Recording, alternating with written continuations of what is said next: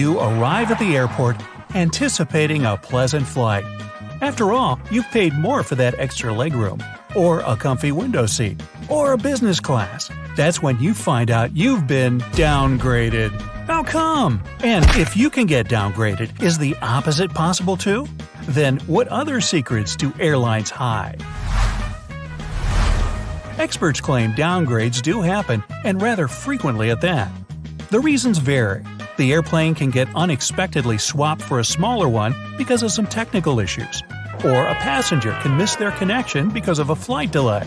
The next flight can be a different airplane model, or the seats in the needed class might be already booked. The flight can be overbooked. In this case, if you arrive at the check-in later than other passengers, the place you've booked can already be given away. There have also been cases where people bought first-class tickets only to find out later there was no first class on the plane whatsoever. Oops. But then, how about getting a better seat? Your chances to have an upgrade are higher if you travel at quiet times, for example during bank holidays when business travelers don't fly that often. Join an airline's loyalty program and try to book your flights only with this carrier. Come early for your flight. If there are spare seats in a higher class, you may get them for free. First come, first serve. But the rules of downgrading and upgrading aren't the only secrets airlines, flight attendants, and airport staff don't want you to know. If your flight is canceled, get in line at the airline's ticket counter as soon as possible. But while you're waiting, call their customer service. It's usually faster than talking to a gate agent, and in your case, seconds matter. Airport lounges can be available for regular travelers. In most of them, you can pay a certain amount of money and rest in a quiet place with free food and drinks. You can't stay trapped on a plane without going anywhere for more than 3 hours. Any longer than that, and you can ask for compensation. Crew members have a special name for passengers who turn up late and without an assigned seat.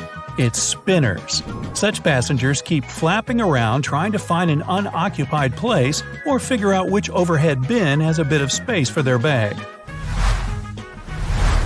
If you need to find a bathroom, the cheapest cafe, or your gate at the airport, don't ask pilots. They're usually just as clueless as you are, unless it's their base airport. Planes must be at least 85% full to bring profit. That's why many flights are overbooked, in case some passengers don't show or miss their connection. If you get bumped unwillingly and are delayed for 2 or more hours, you're entitled to compensation. If you have a choice, pick cash or a check.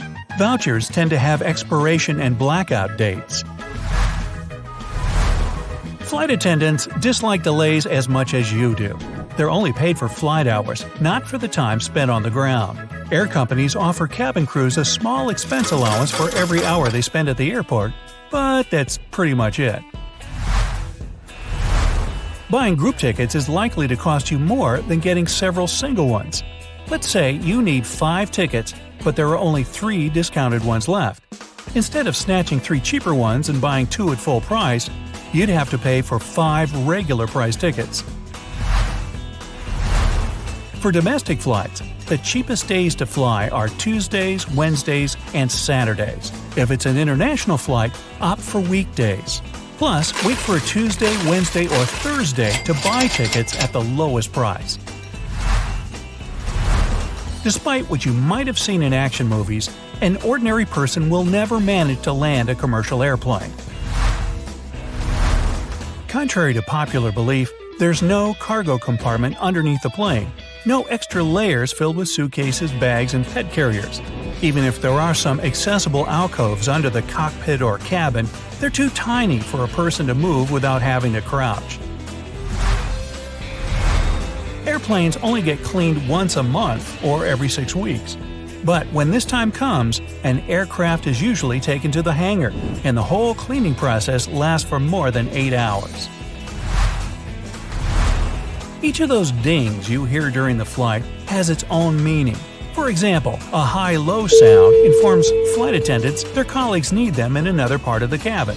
3 low dings mean serious turbulence ahead.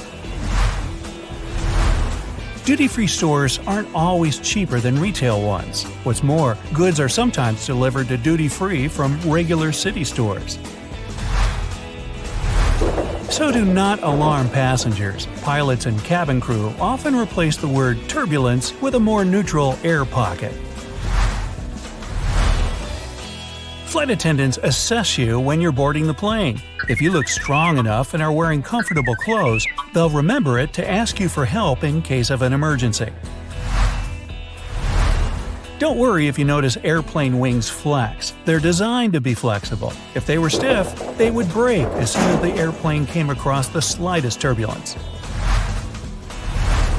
You may have an opportunity to check your carry-on bag at the gate, and totally for free. Listen for messages offering complimentary checked bags. It happens when the airline expects a full flight and there's a shortage of overhead bin space. Be careful with what you buy in duty-free if you have a connecting flight.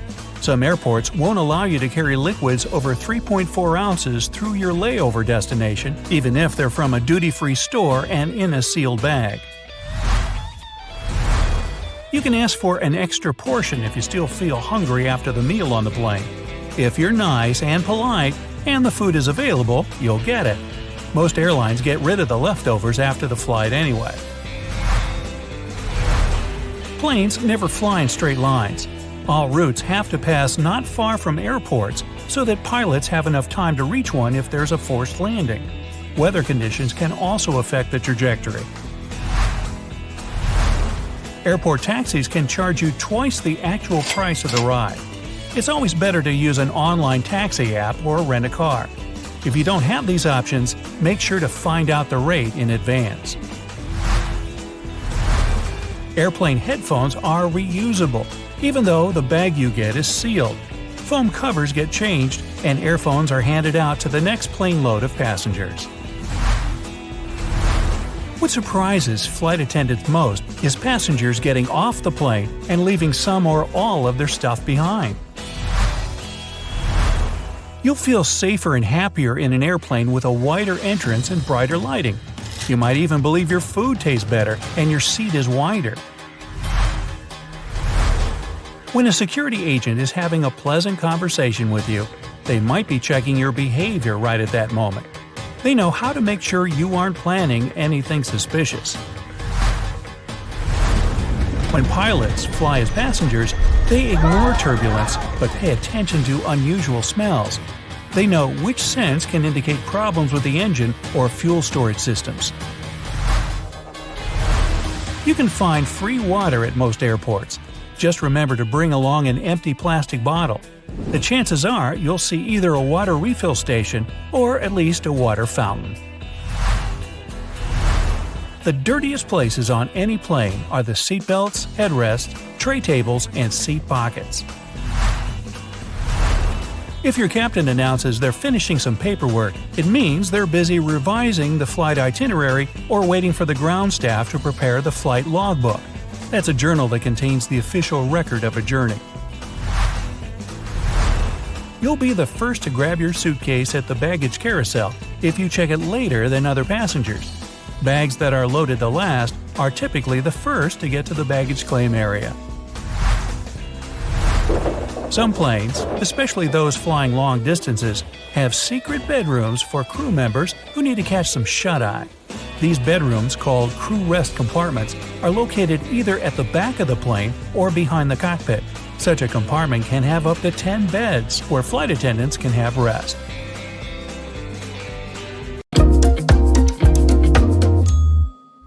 So you're running through the airport, waiting in endless security lines, dealing with your baggage, rushing yet again to the gate.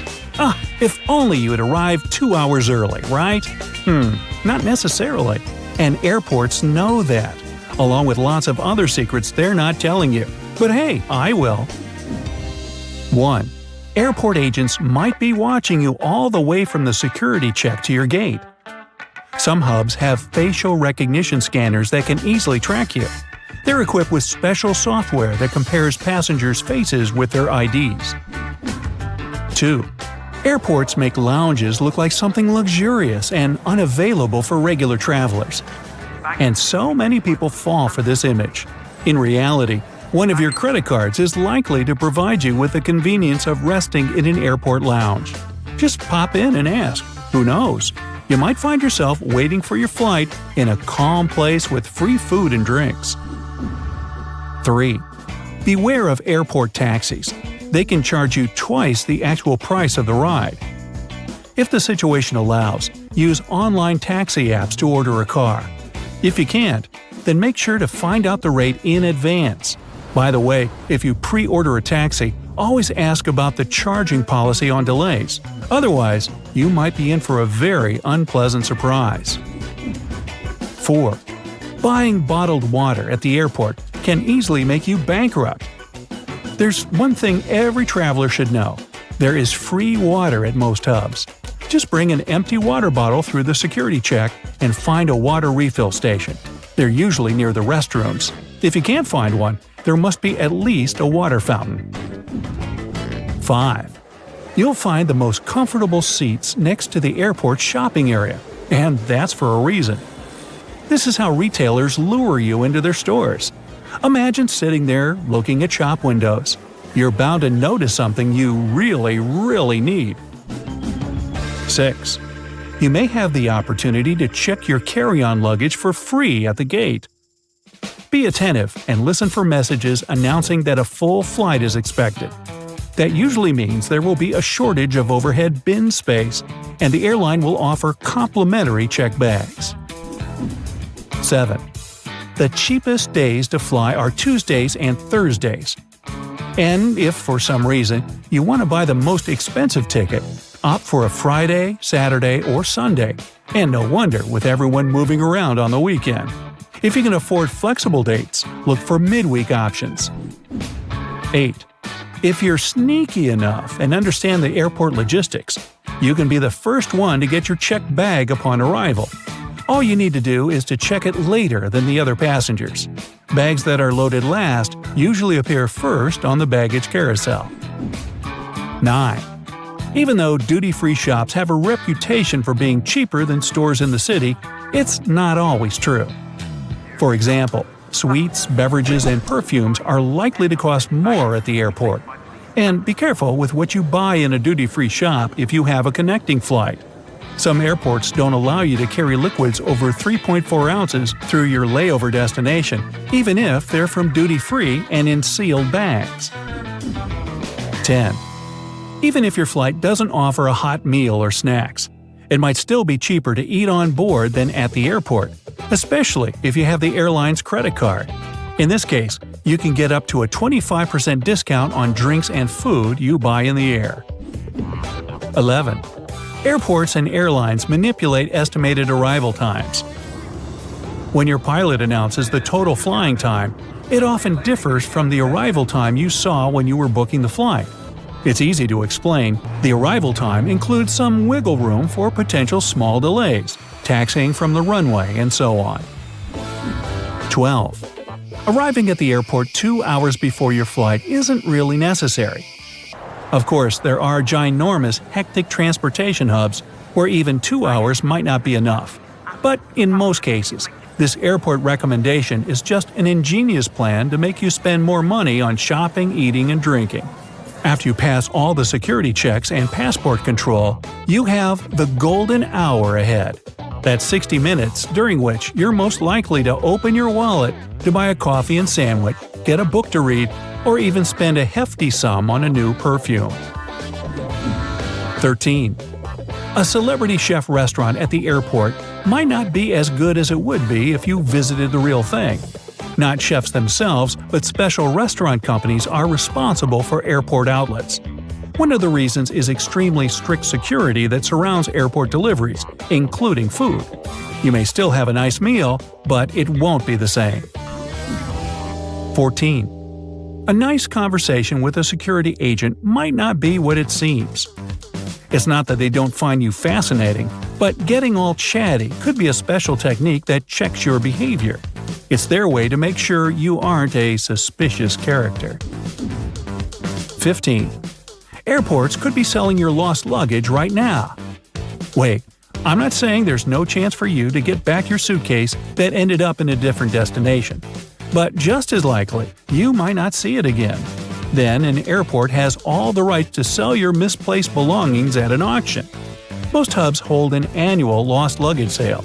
After paying an entry fee, you can bid on electronics, clothes, bags, and whatnot. Some auctions are blind. You pay for a bag without knowing what's inside. 16. If you have an opportunity, don't exchange cash at the airport. You'll never get a good rate there. Anyone who's forgotten to buy some currency beforehand can instead order it online and collect it at the airport.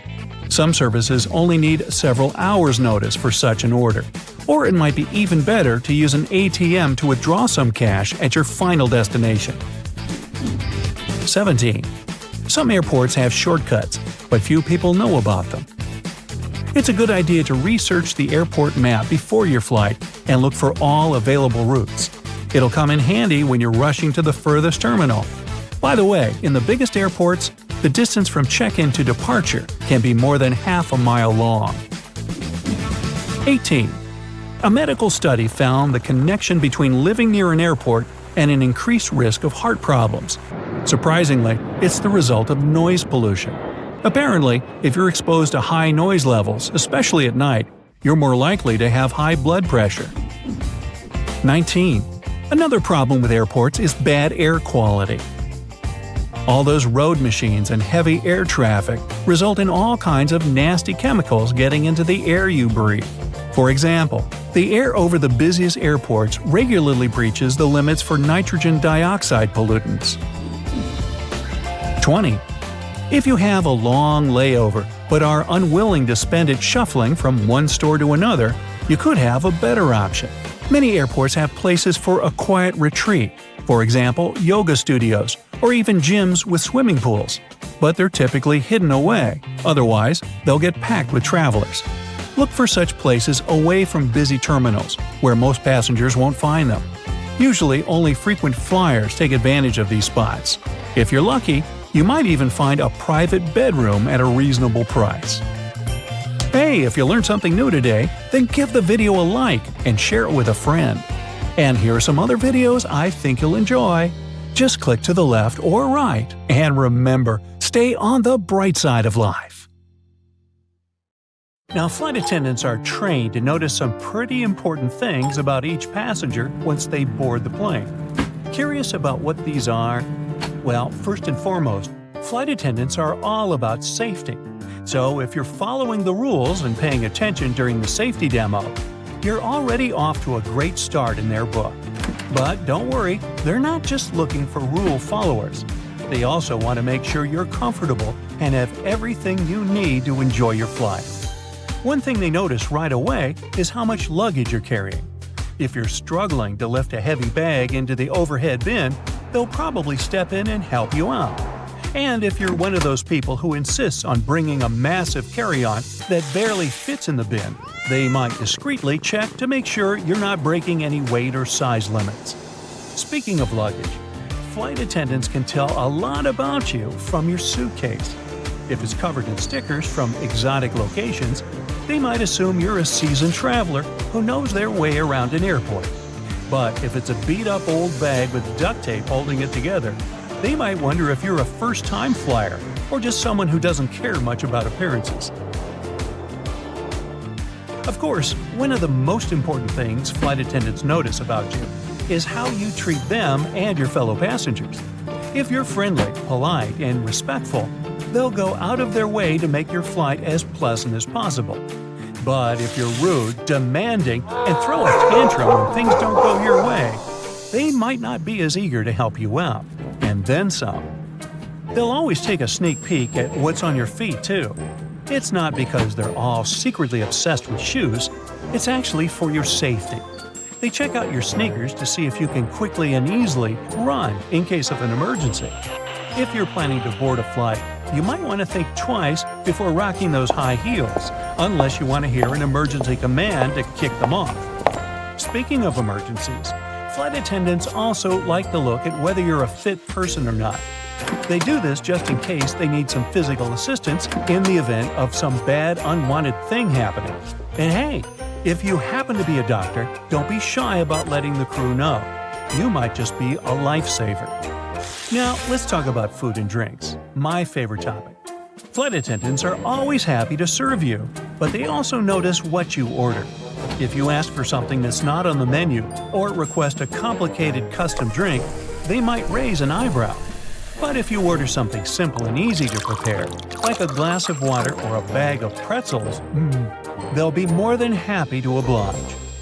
If you're planning to fly with your furry friend, make sure to prepare it for some attention from the flight attendants. Don't worry, they're just curious about your cute companion. And if your pet is a trained service animal and registered with the airline beforehand, they're good to go. Also, if you've paid for your pet to fly, make sure they stay cozy in their carrier for the entire trip. Flight attendants are also trained to notice any unusual behavior or potential red flags. If someone seems nervous or anxious, they'll keep an eye on them to make sure they're okay. Luckily, some flight attendants are also happy to share some secrets that will make your next experience in an airplane way better. For instance, if you're wondering when's the best time to take to the skies, they may have some ideas. Some destinations, for example, have plenty of flights throughout the day. So the question is, should you go early or stay up late? Turns out that the best time is first thing in the morning.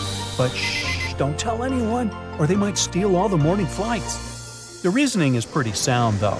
The weather is usually calmer in the morning, and any delays from the day before should have been sorted out overnight. Now, when it comes to holiday travel, here's another piece of advice. If you can swing it, give yourself a little wiggle room. For example, try flying on the day before the winter holiday starts, instead of the 24th itself. That way, you'll have a bit more flexibility and hopefully avoid any stress or last-minute airport drama. What can you do when it comes to delays, you might wonder? Well, they can happen at any time, unfortunately, and there's not much a flight attendant can do about it. But don't worry, flight attendants and passengers are on the same team. Also, don't believe the rumors. Flight attendants won't hide information from you. There's no point. If you're stuck on a delayed flight, don't hesitate to ask the staff for all the info you need, and rest assured they will do their best to get you on the next available flight as soon as possible. Now, what about jet lag? Surely flight attendants have the best remedies. If you're hopping across time zones, most flight attendants recommend catching a quick snooze upon arrival. But don't get too cozy. Stay up until nightfall to help your body clock adjust. After all, you don't want to be groggy when you arrive. Also, if you're only visiting a destination for a short time, airplane staff recommend sticking to your home time zone. It might just save you from the hustle of adjusting to another time zone unnecessarily. And don't forget to keep hydrated, munch on nutritious food, and get in some exercise to keep your body feeling tip-top. Now, we've all seen in movies those scenes where the main character gets a surprise upgrade to business class out of the blue. As much as we all dream of being upgraded to a luxurious seat mid-flight, it's usually only possible on the ground, unless you're one lucky duck. There's a list and a method for who gets bumped up to first class. Sometimes, flight attendants will shuffle passengers around so families can sit together, or they do it to fix any seat mix-up. But once the plane takes off, moving around is pretty rare. Ever wondered if you can switch seats with another passenger during the flight?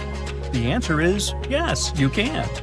Most flight attendants encourage it, especially if it means keeping families together. However, it's best to figure out any seat-swapping arrangements before boarding to avoid any chaos. Plus, some seats are fancier than others, and if people have paid extra for them, it's important to be respectful of that. Also, did you know that the emergency exit rows are sometimes marketed as premium seating? Let's talk about some serious airplane etiquette. So, who gets to claim the middle armrest? It's a big debate, but most flight attendants think the person in the middle seat deserves it. Hey, let's give them a break. They're already stuck in the least desirable spot. Now, on to the great window blind debate. Some people want them up, some people want them down. If it's a nighttime flight, keep them closed. You don't want to disturb your fellow passengers with unnecessary lying. However, if you're flying over the Himalayas, you better believe people are going to peek through those windows. And let's not forget, blinds need to be open upon arrival for safety reasons. The crew needs to see outside in case of emergencies. Have you ever been curious about what flight attendants eat on board? Do they have the same food as the passengers? Turns out, they can have the same meals if they want to, but they don't always choose to. Some prefer to pack their own snacks like hummus, apples, and popcorn because the airplane options don't always keep them alert. They also focus on drinking lots of water and avoiding foods that might make them feel bloated, but they do indulge in airplane coffee. Some crew members even bring their own meals on board due to dietary requirements or to add to the festive vibe on holiday flights. I once saw a passenger give a tin of holiday cookies to the flight attendants. You can bet she got some extra special attention. Let's face it, airports can be pretty annoying. But the most annoying thing about them is probably having to take the laptop out of your backpack and put it in a separate bin while going through the security check. But, of course, they wouldn't make us do those extra moves if there wasn't a good reason for it. Laptops are dense, and X-rays can't penetrate them, so it's easy to hide something dangerous there. If the device is out and on its own in a separate bin, it's easier for the scanners to capture something dangerous. Most airplanes are white. Is there a benefit to choosing this exact color? No, white paint doesn't make a place feel lighter. Neither does it save money on painting. Here are the actual reasons for the choice: safety, efficiency, and comfort. The first airplanes had a metallic color, but the problem with metal is that it's prone to corrosion, so painting it is a great way to protect an airplane from corrosion. White is favored for several reasons. First, planes fly high above the clouds and are exposed to sunlight a lot. White is the color that absorbs the least heat, and white planes get heated less. Also, sunlight makes the paint fade away.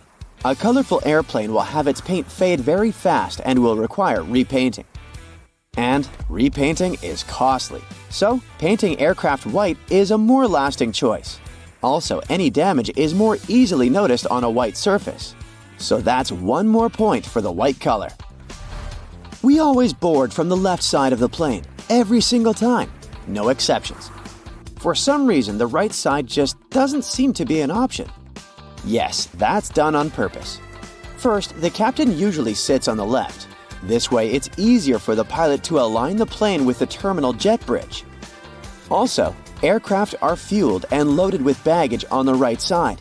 Since people board the plane from the left, the crew can do their job undisturbed, and there's no danger to passengers. Consistency with the choice of a side helps to make everything work more effectively. Since everyone always enters from the left, all jet bridges are designed to get attached to the left side of the airplane. If every airplane had the freedom to choose the side, it would create an additional mess for the logistics behind the process. There are more questions popping up, like what does this black triangle drawn above one of the windows mean? Apparently, it marks the seat from which the view of the airplane's wing is the best. It's needed for the crew to find the spot as fast as possible if, in case of an emergency, they need to inspect the engines, slats, or flaps. This mark saves a lot of time.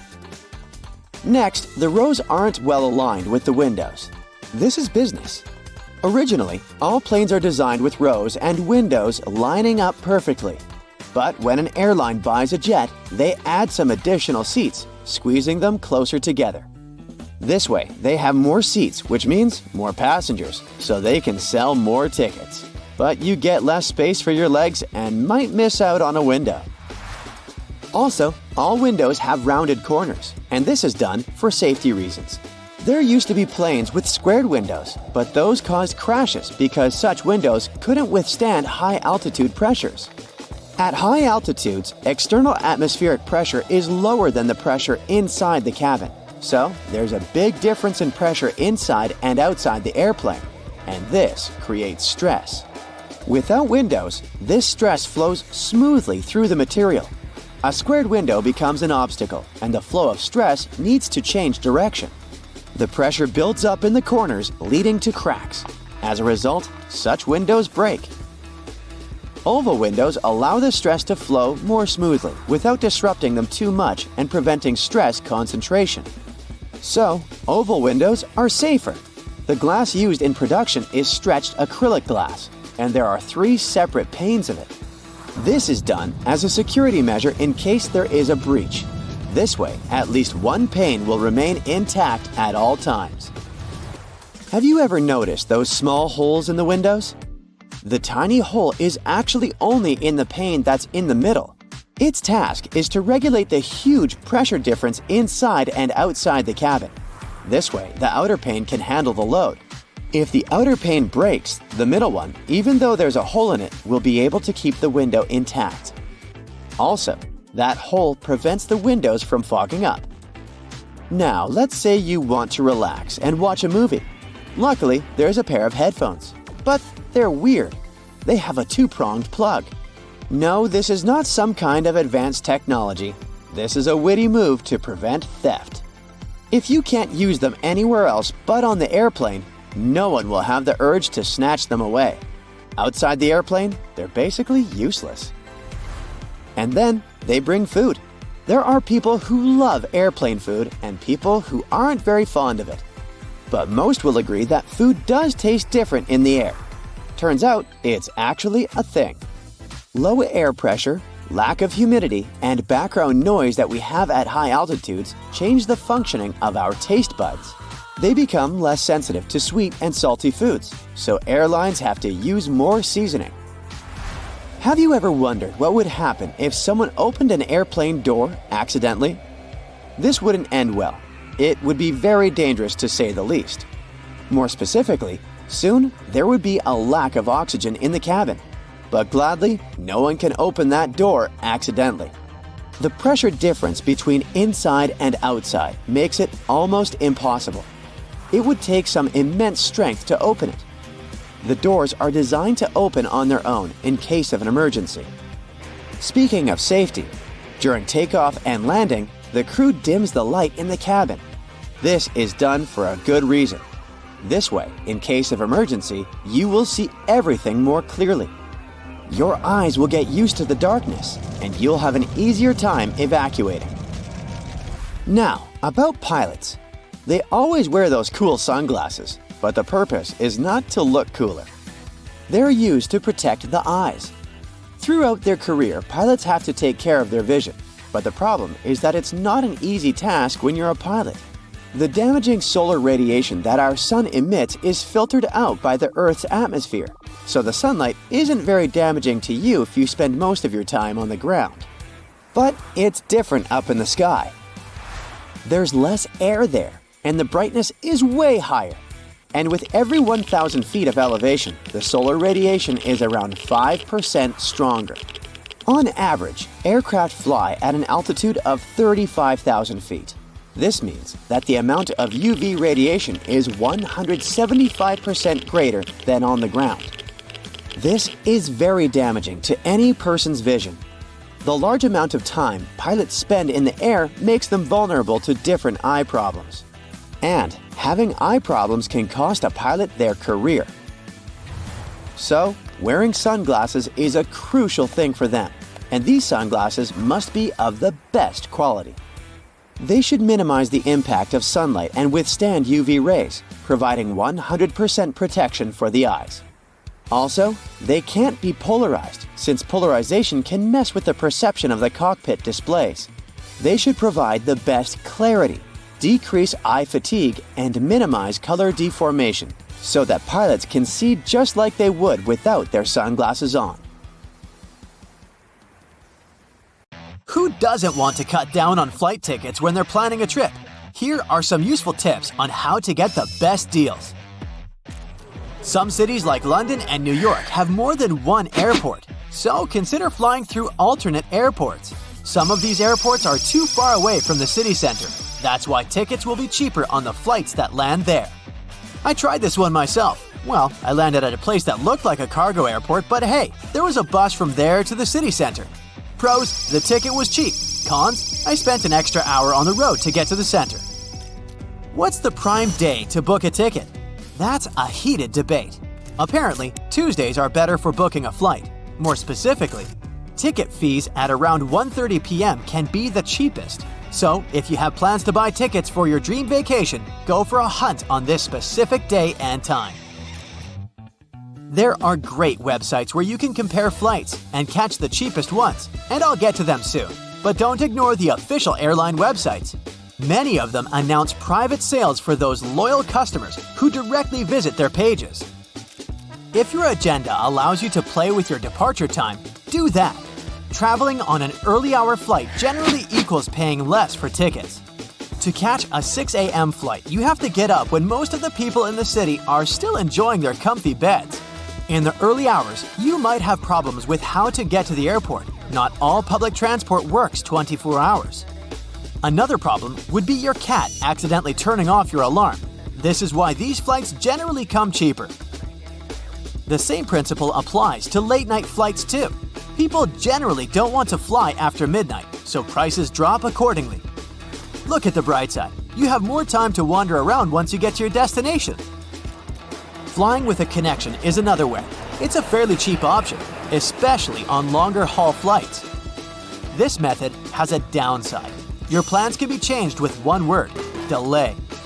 You might have to say goodbye to your connecting flight.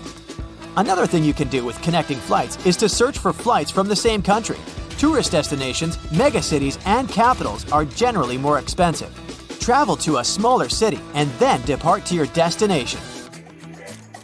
Many of us love cookies, but probably not the ones in our browsers. Staying incognito in the flight searching process will help you get cheaper flights. How? Ticket prices depend on demand, so companies use the data on how many people search for which tickets. Let's say you look for tickets to London and regularly check the airline website to get a good deal. Your data signals that you have shown an interest in particular dates and a location. That's how you see that same flight suddenly gets more expensive. The airline knows that you're likely going to buy it. This can happen even if you refresh your browser. Either stay unidentified or clear your cookies to take yourself out of this situation. Remember I recommended that you visit the airline websites directly? You can also sign up for alerts on price drops. If you think notifications are annoying, even though they are useful, you can follow airlines on socials. Many companies use their social media accounts effectively, and they sometimes give customers some last-minute deals. In some cases, it's convenient to book tickets over the phone. For example, if you're in a group. Be aware though that some airlines add extra fees for completing a booking via a call. It can be as much as $50. You could get a day trip on your vacation with that money instead of spending it on words. If you must complete a booking by call, simply ask the person if they're going to charge you some additional fees for calling. While searching for a ticket, you can pretend you're in a different location. The best option is to change your location to the country you'll visit or the airline's home country. Let's say you'll go to Japan. Booking from the airline's website and changing your location via VPN would be the key to seeing lower prices. I said that I'd get to the flight comparison sites topic, and here I am. These websites are gems for giving you the best fares from several airlines and options. They recommend alternative routes that you haven't considered. Yet again, before clicking the confirm button, take a few seconds to check the airline's website. Booking directly and cutting out the middleman's fee can be a wiser option. The other potential benefit is reliable customer service. With some airlines, booking via a third party will turn this process into a tangled headphone cable like there's no tomorrow. I'll share a strategy for getting an entire row for yourselves. Imagine you're traveling with your BFF. One of you should book the window seat and the other one book the aisle seat. Other passengers will likely go for other seats and avoid the middle seat. This method cannot always work though. If the plane is fully occupied, there'll be some unlucky person in between you. If someone books that middle seat, you can always offer them the aisle or window seat and continue to sit with your BFF. The second option is booking seats in the 13th row. Well, 13 doesn't have a good reputation as it is superstitiously considered unlucky. chances are no one else books a seat from this particular number. This one is a gift to you for all your efforts to get the best possible deal. Good job you're in the airport. You're watching your favorite show while waiting for the gate to open. Boom! An hour of free airport Wi-Fi is over. Here's a loophole to double it. Roll back the time on your device. When you change the time zone back an hour, the system won't understand it and it'll allow you to use it for another hour. My 14th point is about safety. Did you know that you shouldn't swap seats before the plane takes off without letting the flight attendant know? This rule applies to changing your seat with a person from a different row, not to the person next to you. This can cause the plane to make an emergency landing. The reason is related to weight and how it's distributed. Every plane has a takeoff weight limit. This number comprises things like fuel, luggage, and passengers. Flight attendants look out for the potential weight distribution. A pilot explains it like this. If you move some seats without asking them, you might cause an imbalance on the plane. If you ask the flight attendants if you want to change seats, they'll let you do it after takeoff. I mean, people get up and move in the plane all the time, so this isn't like you can't change your position at all, but it can be dangerous to do so without confirmation. Here's a fun fact. The black box, as its nickname, is not black. It's bright orange. Flight Data Recorder is its official name, and it's orange so that in case of an accident, the rescue team can spot it easily.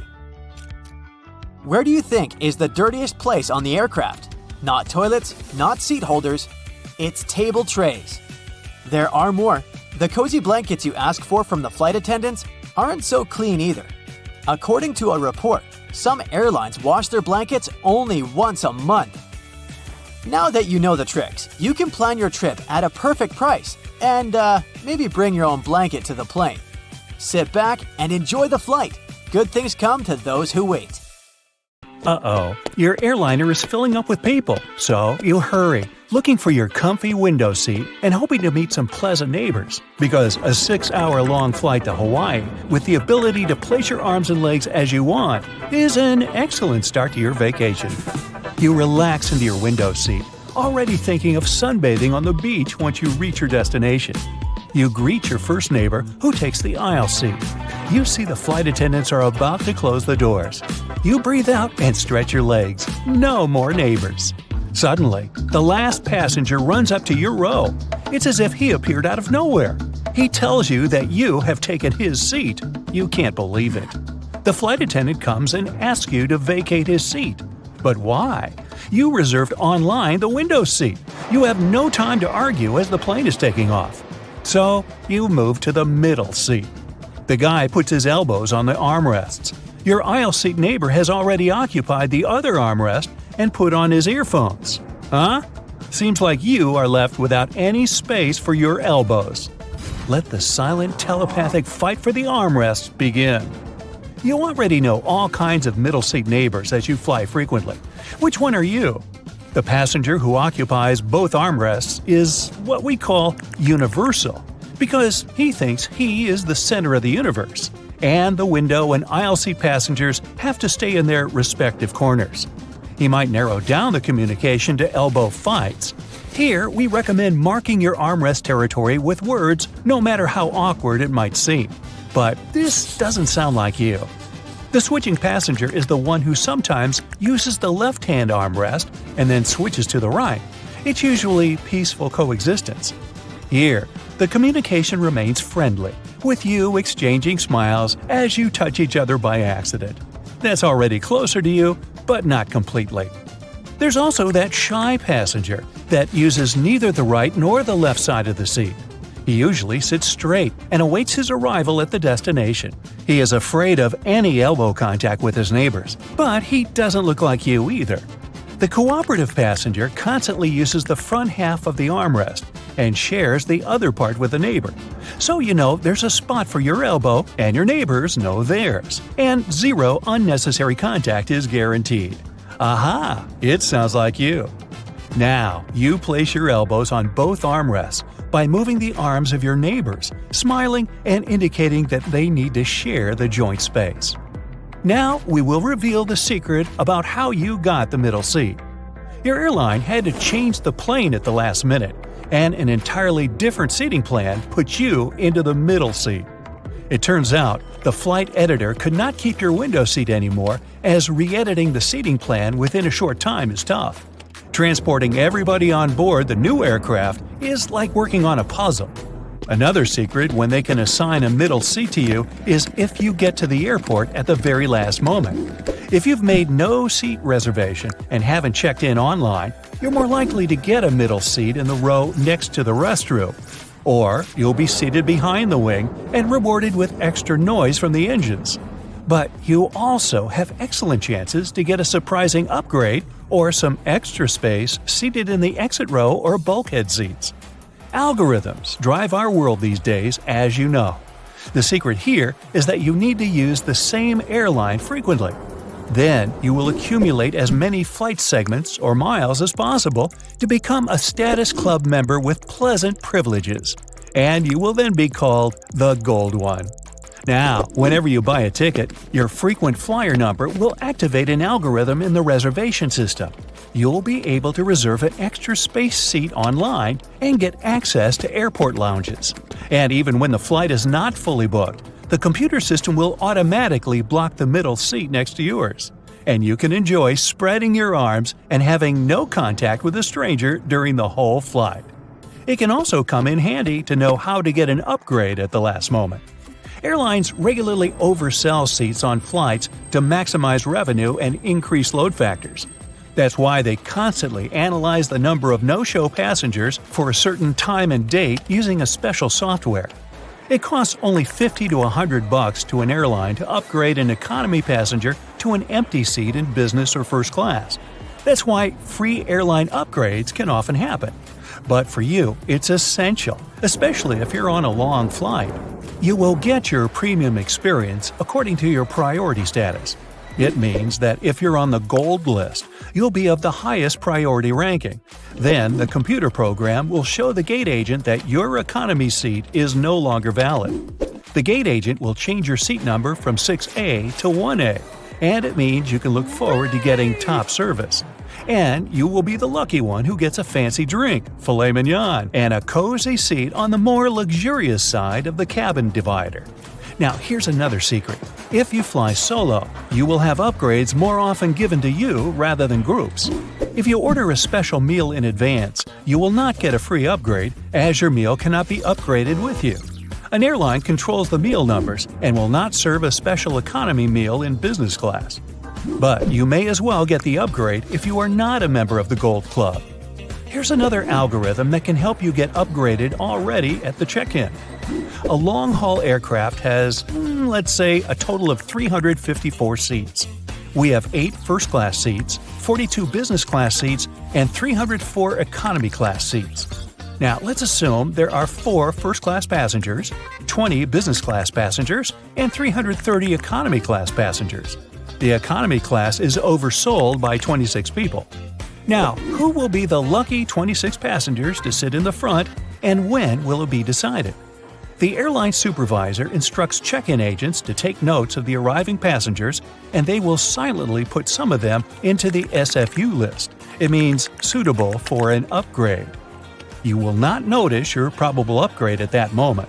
At first, the check-in person will give you a standard economy class boarding pass with a seat number printed on it. It all begins 1 hour before the departure at the gate. That's when the check-in counter closes, and now the staff knows the final figures. Let's assume all 354 passengers appear on time. The last 26 economy passengers get their boarding passes without seat numbers, and the supervisor finalizes the passenger list. The first lucky 4 business class passengers with an upgrade can move to the first class, and 22 people from the economy class get upgraded to the business class. Now there's enough space in the economy class. New boarding passes get printed, and the gate supervisor announces the names of those who got lucky.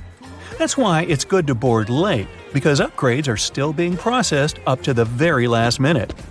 By the way, check-in agents not only take your bag and give your boarding pass, they're also responsible for your admission to your destination on international flights. While talking to you at the counter, the agent gets a computer answer, an OK or a N-OK to board. Thanks to the pre-checks at the departure airport, The international arrivals border control goes much faster as some work was already done at the departure point. And you usually appreciate it because, this way, you can leave the airport quickly after a several-hour flight. The check-in agent also ensures that passengers do not carry excess hand baggage.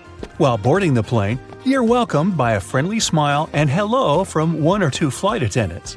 You might not know it, but at this moment, the chief cabin attendant is secretly checking you whether you are fit to fly or not.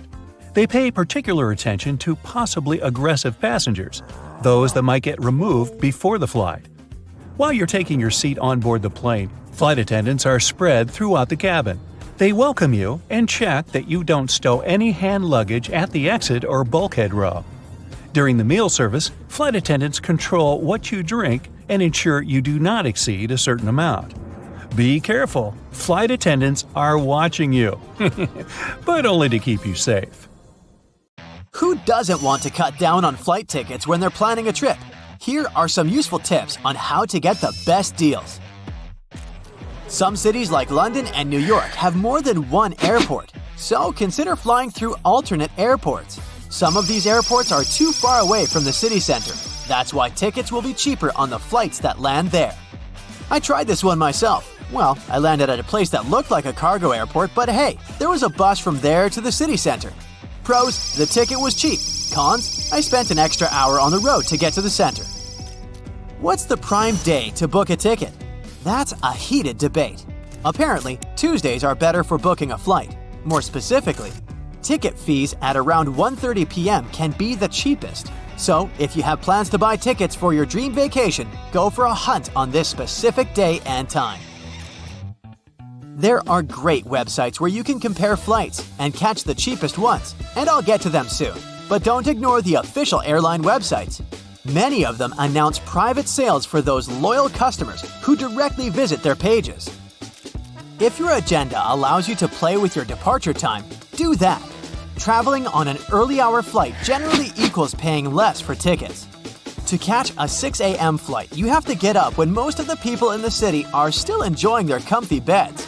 In the early hours, you might have problems with how to get to the airport. Not all public transport works 24 hours. Another problem would be your cat accidentally turning off your alarm. This is why these flights generally come cheaper. The same principle applies to late-night flights too. People generally don't want to fly after midnight, so prices drop accordingly. Look at the bright side. You have more time to wander around once you get to your destination. Flying with a connection is another way. It's a fairly cheap option, especially on longer haul flights. This method has a downside. Your plans can be changed with one word: delay. You might have to say goodbye to your connecting flight. Another thing you can do with connecting flights is to search for flights from the same country. Tourist destinations, megacities, and capitals are generally more expensive. Travel to a smaller city and then depart to your destination. Many of us love cookies, but probably not the ones in our browsers. Staying incognito in the flight searching process will help you get cheaper flights. How? Ticket prices depend on demand, so companies use the data on how many people search for which tickets. Let's say you look for tickets to London and regularly check the airline website to get a good deal. Your data signals that you have shown an interest in particular dates and a location. That's how you see that same flight suddenly gets more expensive. The airline knows that you're likely going to buy it. This can happen even if you refresh your browser. Either stay unidentified or clear your cookies to take yourself out of this situation. Remember I recommended that you visit the airline websites directly? You can also sign up for alerts on price drops. If you think notifications are annoying, even though they are useful, you can follow airlines on socials. Many companies use their social media accounts effectively, and they sometimes give customers some last-minute deals. In some cases, it's convenient to book tickets over the phone. For example, if you're in a group. Be aware, though, that some airlines add extra fees for completing a booking via a call. It can be as much as $50. You could get a day trip on your vacation with that money instead of spending it on words. If you must complete a booking by call, simply ask the person if they're going to charge you some additional fees for calling. While searching for a ticket, you can pretend you're in a different location. The best option is to change your location to the country you'll visit or the airline's home country. Let's say you'll go to Japan. Booking from the airline's website and changing your location via VPN would be the key to seeing lower prices. I said that I'd get to the flight comparison sites topic, and here I am. These websites are gems for giving you the best fares from several airlines and options. They recommend alternative routes that you haven't considered. Yet again, before clicking the confirm button, take a few seconds to check the airline's website. Booking directly and cutting out the middleman's fee can be a wiser option. The other potential benefit is reliable customer service. With some airlines, booking via a third party will turn this process into a tangled headphone cable like there's no tomorrow. I'll share a strategy for getting an entire row for yourselves. Imagine you're traveling with your BFF. One of you should book the window seat and the other one book the aisle seat. Other passengers will likely go for other seats and avoid the middle seat. This method cannot always work though. If the plane is fully occupied, there'll be some unlucky person in between you. If someone books that middle seat, you can always offer them the aisle or window seat and continue to sit with your BFF. The second option is booking seats in the 13th row. Well, 13 doesn't have a good reputation as it is superstitiously considered unlucky. Chances are, no one else books a seat from this particular number. This one is a gift to you for all your efforts to get the best possible deal. Good job you're in the airport. You're watching your favorite show while waiting for the gate to open. Boom! An hour of free airport Wi-Fi is over. Here's a loophole to double it. Roll back the time on your device.